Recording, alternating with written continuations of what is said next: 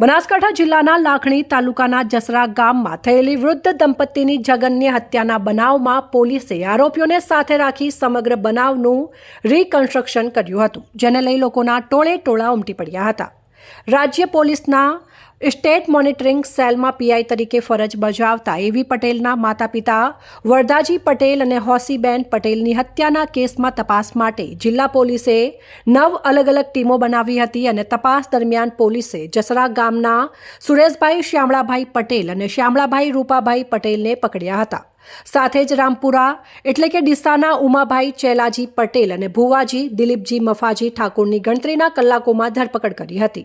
પ્રાથમિક પૂછપરછમાં મૃતક દંપતીના પડોશમાં રહેતા સુરેશ અને તેના પિતા શ્યામળાભાઈ પટેલે રૂપિયા કમાવવા માટે તાંત્રિક વિધિ કરાવવા દાગીનાની જરૂર હોવાથી આ હત્યા કરી હોવાનું કબૂલ્યું હતું। તે બાદમાં લાખણી કોર્ટમાં પોલીસે આરોપીઓને રજૂ કરી 25મી તારીખના બપોરના 12 વાગ્યા સુધીના 6 દિવસના રિમાન્ડ મેળવ્યા હતા।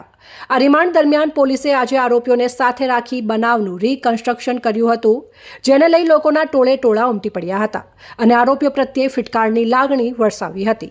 જોકે રીકન્સ્ટ્રક્શન મામલે પોલીસે કંઈ પણ કહેવાનું ટાળ્યું હતું, પણ આજે બુધવારે આરોપીઓને રિમાન્ડ પૂરા થયા છે, જેમાં સ્ફોટક ખુલાસા થવાની શક્યતા છે। जसरा डबल मर्डर जो हुआ है वहाँ पे हमने 4 आरोपियों को अरेस्ट कर लिया था। उसके बाद हमने कोर्ट में प्रोड्यूस किया था और 25 तारीख यानी कल तक की रिमांड पुलिस रिमांड हमको दी गई है।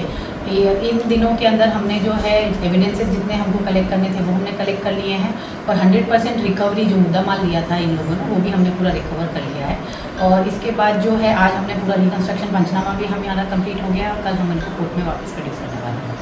अभी ये 4 ही आरोपी हैं? हाँ, अभी 4